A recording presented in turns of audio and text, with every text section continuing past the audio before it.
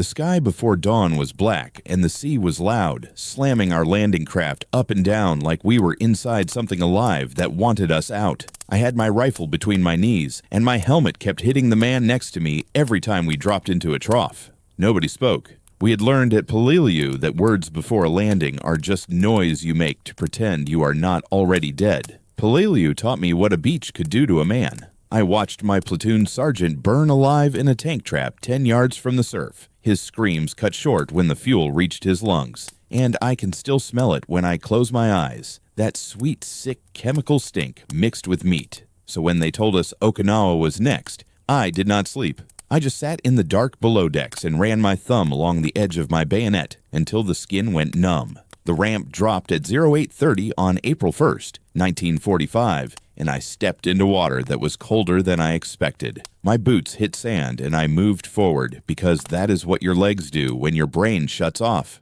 I was waiting for the machine guns to open up, waiting for that first scream that tells you the killing has started, but it did not come. There was just the sound of men breathing hard and boots splashing and a few mortar shells landing somewhere down the beach, almost lazy, like someone was testing the range but did not really care. I made it 20 yards inland before I realized I was still alive. That is when the fear turned into something worse, into confusion, because silence in war does not mean safety. It means the enemy is choosing the moment. All around me, men were spreading out, moving up the beach in textbook formation, and some of them started laughing, sharp and high, the kind of laughter that comes when your body has nowhere else to put the fear. I did not laugh. I looked at the ridges inland, green and quiet and harmless, and I knew those ridges had eyes.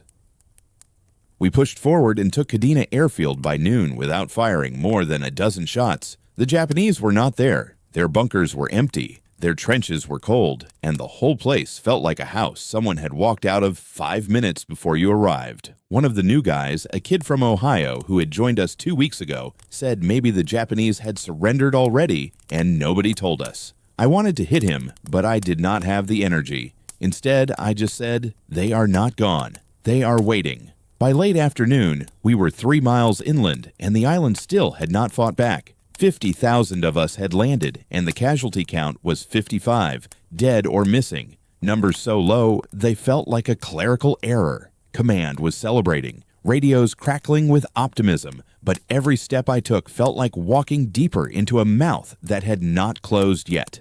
That is when I saw the family. They were moving along the edge of a field, a woman and 2 children and an old man carrying a bundle wrapped in cloth. The woman saw us and froze, then grabbed the older child, a girl maybe 7 or 8 years old, and pulled her behind her body like a shield. The girl stared at me with eyes that were too wide, too still, and I realized she was not looking at a Marine. She was looking at a monster. The Japanese had been flooding the island with propaganda for months, telling the civilians that Americans would rape and torture and murder them, that surrender meant worse than death. I did not know that then. Not the details, but I could see it in the way the woman held her daughter, in the way the old man did not even look at us, just kept walking, like if he did not acknowledge us, we might not be real. I raised my hand, tried to wave, tried to show them I was not a threat, but the woman flinched like I had pulled a trigger. They disappeared into the trees, and I stood there feeling something I did not have a name for yet.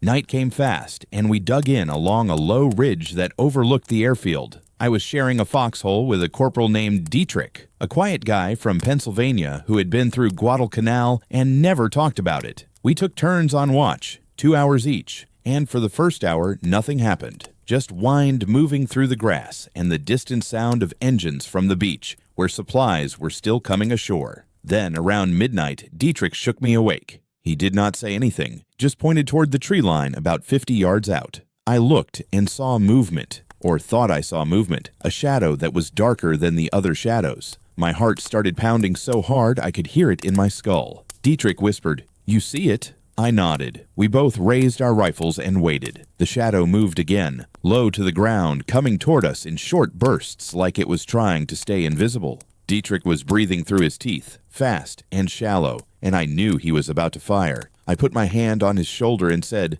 "Wait," but he did not wait. He fired 3 rounds, crack, crack, crack, and the muzzle flash lit up the night like lightning. The shadow dropped. For a few seconds there was nothing, just ringing in my ears and the smell of gunpowder, and then the whole line started firing, everyone thinking we were under attack, tracers streaking out into the dark like something beautiful and wrong. It lasted maybe 30 seconds before an officer screamed for us to cease fire, and the night went quiet again, except for someone sobbing 2 holes down. At first light, we went out to see what Dietrich had killed. It was an old man, maybe 70 years old, wearing a dark robe and carrying a walking stick. He had been shot twice in the chest and once in the face, and his blood had soaked into the dirt in a pool that looked black in the early sun. Next to him was a small bundle, and when I opened it, I found rice and a clay pot and a pair of sandals. He had been running from the war, just trying to get away, and we had killed him. Dietrich stood there staring at the body, and I watched his face change, watched something close down behind his eyes. He did not say anything. Nobody said anything. An officer came up and looked at the old man, and then looked at us and said, "Bury it and move out." Like it was nothing, like this was just part of the day. We buried him in a shallow grave near the tree line, and I tried not to think about the girl I had seen the day before, the one who looked at me like I was a monster. I thought about how maybe she was right. Maybe the propaganda was not propaganda. Maybe this island was going to turn all of us into the thing they said we were. That morning, we started moving south toward the real Japanese lines, toward the ridges where they were waiting in caves and bunkers we could not see. The island had let us land because the beach did not matter. What mattered was the ground ahead, the limestone hills and coral cuts and hidden positions that would swallow us whole. I could feel it starting, the slow grind that would turn days into weeks and weeks into months. And I knew, walking away from that shallow grave, that Okinawa was not going to kill us fast, it was going to kill us slow. One mistake at a time, one face we could not forget, one choice we made in the dark that we would carry for the rest of our lives. The rain started on the 5th day, and it never really stopped. Not the kind of rain that washes things clean, but the kind that turns the world into something rotten, something that sticks to your skin and your gear and the inside of your throat. The volcanic ash mixed with the water and became a gray paste that clung to everything, fouling weapons, filling foxholes, making every step feel like you were walking through wet cement.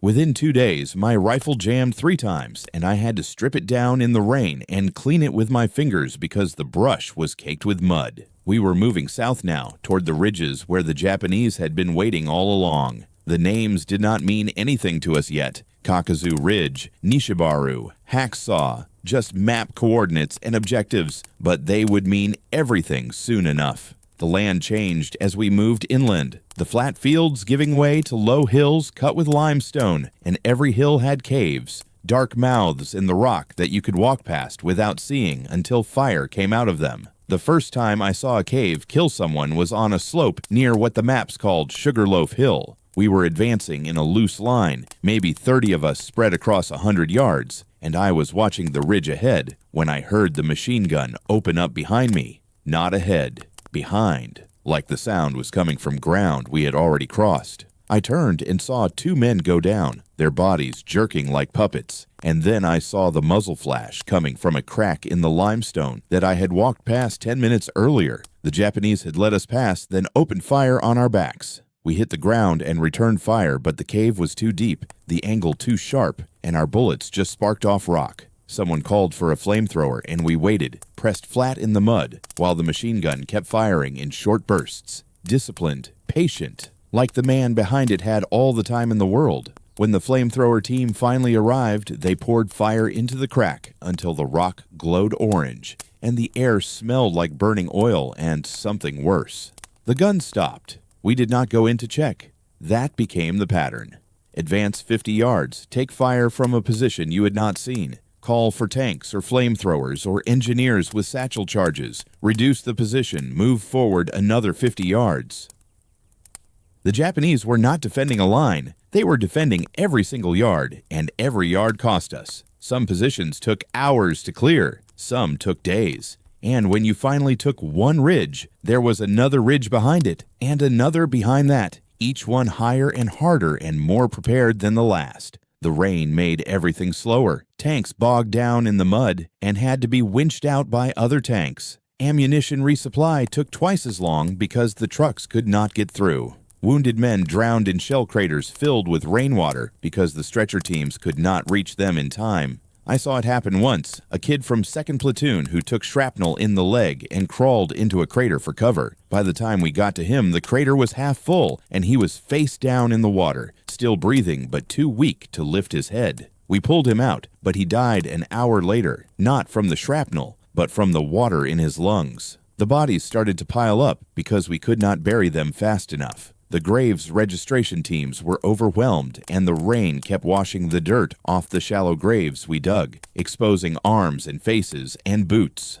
I walked past the same corpse 3 days in a row, a Marine I did not recognize lying in a shell hole with rainwater pooling in his open mouth. On the 3rd day, I stopped looking at faces. It was easier that way. We reached Hacksaw Ridge on the 15th day, and I understood why the Japanese had chosen this ground. The ridge was not a hill, it was a wall, a sheer limestone cliff maybe 60 feet high with no easy way up. The Japanese were dug in along the top in positions that had been prepared for months, reinforced bunkers connected by tunnels, machine gun nests covering every approach, mortar teams that could drop rounds on you with perfect accuracy because they had ranged every inch of the slope. The first assault went in at dawn with 2 companies, maybe 300 men.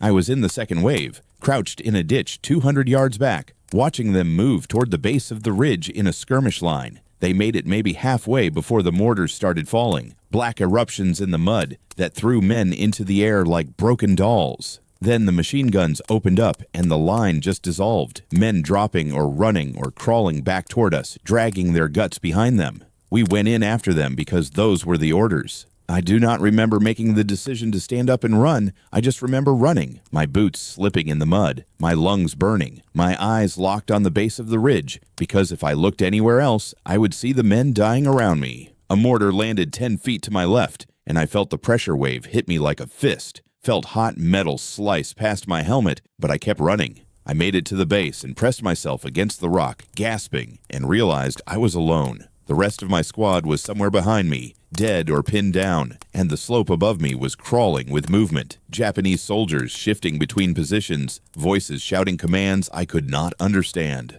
I looked back and saw the open ground I had just crossed, littered with bodies, some moving, some not, and I knew I could not go back that way. A rope ladder hung down from the top of the ridge, left there by someone in the first wave who had somehow made it up. I grabbed it and started climbing, hand over hand, my rifle banging against my back. I was halfway up when I heard the grenade bounce off the rock above me, a hollow metallic sound that stopped my heart. I let go and fell, hit the ground hard enough to crack something in my ribs, and the grenade went off where I had been 2 seconds earlier. I lay there in the mud trying to breathe and watching the sky spin, and that is when I saw the tanks.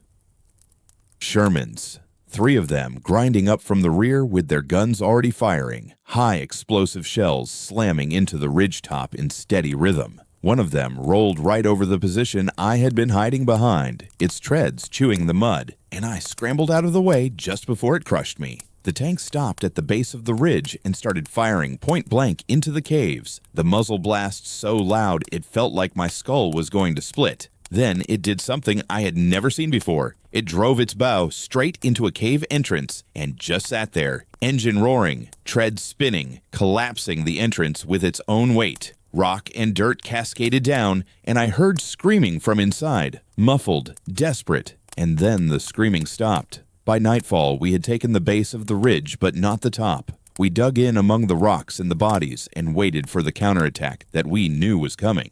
Dietrich was with me again, his face so caked with mud I could barely see his eyes. He had not spoken much since the night he shot the old man, and when he did speak, his voice sounded flat, like something inside him had been turned off. The attack came at midnight. No banzai charge, no screaming, just shadows moving down the ridge in total silence. We fired flares and the night turned white, and I saw them, maybe 50 Japanese soldiers spread across the slope, some with rifles, some with satchel charges strapped to their backs, moving toward us like they were already dead. We opened fire and the night became noise, rifles and machine guns and grenades all at once, tracers arcing up the slope and ricocheting off stone. The Japanese kept coming, stepping over their own dead, and I emptied my rifle twice before one of them got close enough for me to see his face. He was young, maybe younger than me, and he was crying. Not screaming, just crying. Tears running down his cheeks while he charged straight at me with a bayonet. I shot him in the chest and he went down 5 feet away, still crying, and I watched him die. It took maybe 30 seconds. He did not say anything, just looked at me with eyes that were asking a question I could not answer. By dawn, the slope was covered with bodies, Japanese and American mixed together, and the rain had turned everything into a swamp of blood and mud. We counted 43 Japanese dead and 18 of ours, and we still did not hold the ridgetop. Command sent up fresh troops, and we were pulled back to rest, which meant sitting in a mud hole, eating cold rations, and trying not to think. Dietrich sat next to me and stared at his hands. They were shaking. He said, "I do not know how much more of this I can do." His voice cracked when he said it. I did not know what to tell him because I did not know either. The ridge was just one objective among dozens, and we had been fighting for 2 weeks and had barely moved a mile. I thought about the Japanese soldier I had killed, the one who had been crying. I thought about how young he looked, how scared, and I realized he was probably conscripted, probably did not even want to be here, just like me. But that did not change anything. He had still tried to kill me, and I had still killed him. And tomorrow, there would be another ridge, and another fight, and more bodies in the rain. That night, I dreamed about the old man Dietrich had shot, except in the dream it was the Japanese soldier, and he was asking me why. I woke up in the mud with my heart pounding and Dietrich shaking me, saying I had been screaming. I had not realized. The island was not killing us fast, it was killing us from the inside, one face at a time. The caves were the worst part because you never knew what was inside until you were already too close. By the time we reached the southern end of the island in late May, the Japanese had pulled back into a maze of limestone tunnels and bunkers that ran beneath the ground like veins beneath skin. Some caves were small, just big enough for a machine gun crew. Others were huge, packed with hundreds of soldiers and enough supplies to last months. And mixed in with the soldiers were the civilians. Nobody had prepared us for that. They taught us how to clear bunkers and how to use flamethrowers and how to throw grenades into dark spaces, but they did not teach us what to do when the dark space was full of families. Old men and women, children who could not have been more than 5 or 6 years old, all of them pressed back into the limestone with their eyes wide and their hands empty. They looked at us the same way that girl had looked at me on the first day, like we were something that had crawled out of their nightmares. The first time I saw it, we were moving through a draw between 2 ridges when someone spotted a cave entrance half hidden behind a tangle of roots. The lieutenant sent 3 of us forward to check it, me and Dietrich, and a kid named Kowalski, who had joined us after Hacksaw Ridge.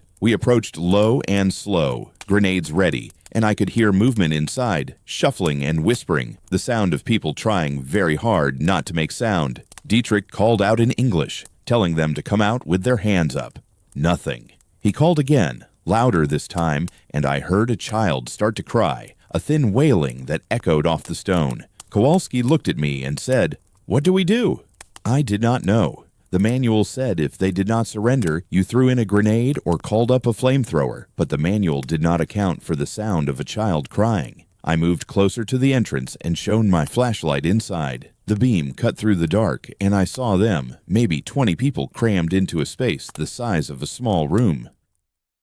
Women holding children, an old man with a white beard sitting against the wall, a teenage boy with his arms wrapped around a girl who might have been his sister. They were all staring at the light like it was going to kill them. I lowered my rifle and said, "It is okay. We are not going to hurt you."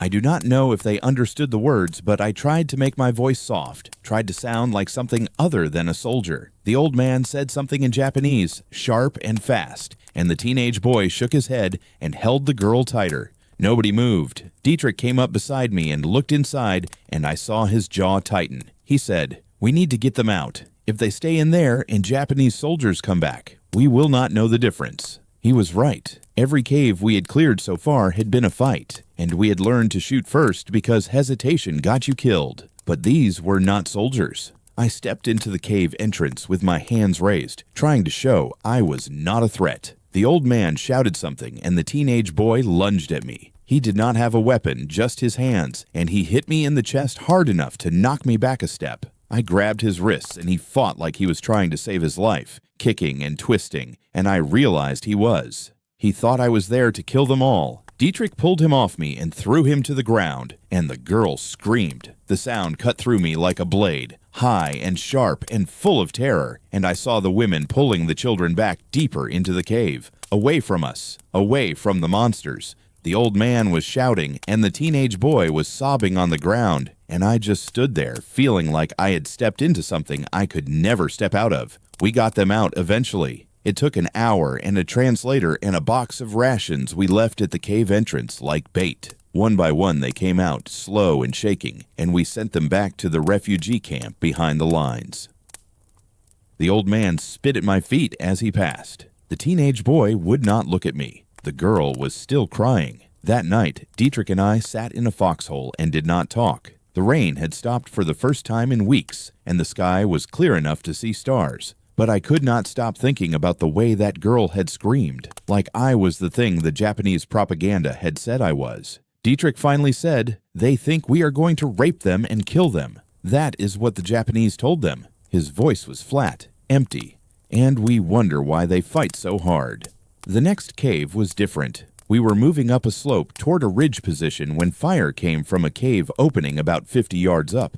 Heavy machine gun fire, disciplined, accurate, cutting down the two men in front of me before I could even drop. We called for a tank, and it came up grinding through the mud and put 3 high explosive rounds straight into the cave mouth. The firing stopped. When we went in to clear it, we found 6 Japanese soldiers dead and 3 civilians, 2 women and a child, maybe 3 years old. The child had been killed by the concussion. No visible wounds, just lying there like she was asleep, except her eyes were open. One of the women had her arms around the child like she had been trying to protect her when the shells came in. Kowalski threw up. Dietrich just turned and walked out. I stood there looking at the woman and the child, and I tried to tell myself it was not our fault, that the Japanese had put them there, had used them as shields, had forced us into this choice. But that did not change the fact that I had been there when we called for the tank. I had been part of it. We started finding bodies after that, civilians who had killed themselves rather than be captured. Whole families lying together in caves with their throats cut or poison in their mouths. We found a group of 30 people at the base of a cliff who had jumped together, their bodies broken on the rocks below. The Japanese had told them we would do worse, and they had believed it. I thought about the girl from the first day again, the one who had hidden behind her mother. I wondered if she was still alive, if she had made it to the refugee camps, or if she was lying in a cave somewhere waiting to die. I wondered what she would remember about us if she survived, whether she would remember that some of us tried not to hurt her, or whether she would only remember the fear. By early June, the Japanese were down to their last positions, a rocky peninsula where they had nowhere left to retreat. We knew it was almost over because the resistance was getting more desperate, more suicidal. Soldiers with grenades strapped to their chests charging machine gun positions. Officers ordering banzai attacks that were just organized suicide. The island was dying and taking everyone with it. On June 18th, we were holding a position near a place the maps called Kunishi Ridge when we got word that the 10th Army commander had been killed by artillery. A 3-star general dead 3 days before the battle was supposed to end. It felt like the island was making a point, that no one was safe, that rank and plans and timelines did not matter. The only thing that mattered was whether you were still breathing when the sun went down. Dietrich did not make it that long. We were clearing a bunker complex on June 20th when a grenade came out of a firing slit we had not seen. He was standing right next to it when it went off. I was 5 feet away, and the blast knocked me down, and when I got up, he was on the ground with his leg gone below the knee, and blood pouring out so fast I knew he had seconds. I grabbed him and tried to tie a tourniquet, but there was too much damage, too many places the blood was coming from. He looked at me and said, "Tell my mother I tried." That was all. No last words about the war or God or country. Just tell my mother I tried. Then his eyes went somewhere else, and he was gone. I sat there holding him until someone pulled me away. I do not remember who. I just remember thinking that Dietrich had been with me since the first night, that he had killed the old man and carried that weight every day since. And now he was gone and the weight was still here. It did not go away when you died. It just got passed to whoever was left. The fighting ended on June 22nd. The Japanese commander killed himself, and what was left of his army either surrendered or died in place. We stood on a ridge looking south over ground we had taken 3 months to cross, and it did not feel like victory. It felt like we had broken something that could never be fixed, not the island, but something inside ourselves. I thought about all the faces I would carry. The old man in the dark, the Japanese soldier who cried, the woman holding the dead child, the girl screaming in the cave, Dietrich saying, "Tell my mother I tried." They were all still there, would always be there, and I understood finally what the island had done. It had not just killed us. It had made us kill things we could never unkill, see things we could never unsee, become things we could never unbecome. The war would end someday, maybe soon, but the island would never let us leave. We would carry it home in our sleep, in our silences, in the moments when we looked at our hands and wondered whose blood was still under the nails even after we had scrubbed them clean. I walked down from that ridge and I did not look back, but I have never stopped seeing it.